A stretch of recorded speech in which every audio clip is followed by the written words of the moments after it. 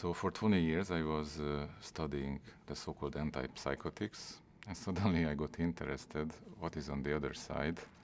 Since then I realized that hallucinogens, DMT, they are not the antipodes of antipsychotics. They are totally different. And I had studies using ayahuasca in an experimental settings which applies binocular rivalry. It's a little bit difficult to explain, but if I try to summarize it, when the two eyes get two different input.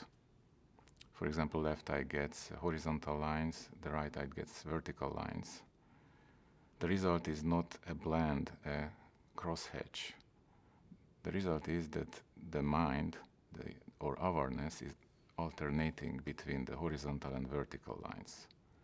This kind of phenomena puzzled Francis Crick pretty much. Later in his life, he got interested in consciousness, especially visual awareness, and binocular rivalry caught his attention for the same reason what I try to explain to you, that the input to the both eyes are steadied, it does not change, but our awareness of the input is alternating. So somewhere during processing, a conscious experience kicks in, and really this is interesting where and to find it.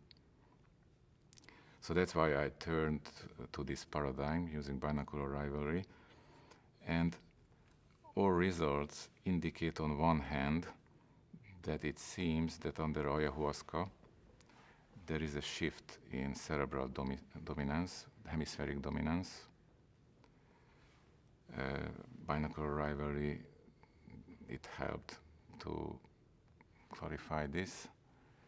And the other issue, that some of our results were interpreted on the basis that hallucinogens, ayahuasca with DMT, changes gamma oscillation. Gamma oscillation is a very interesting neuronal phenomenon because it's related to neural binding. If two neurons are bind together, or a group of neurons are bind together, firing it is exactly in the same phase, on the same gamma frequency, that means that they are doing the same task. So for example, two neurons, one in the visual cortex, the other in the auditory cortex, if they fire in the same gamma frequency at the same phase, they are doing the same tasks. And ayahuasca and probably other hallucinogens can change this. They can influence what neurons will fire together.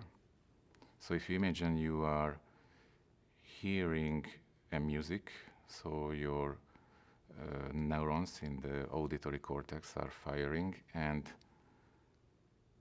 due to a hallucinogen action, some visual cortical neurons will fire with the same rate and phase, then you will have some sort of experience what we call synesthesia.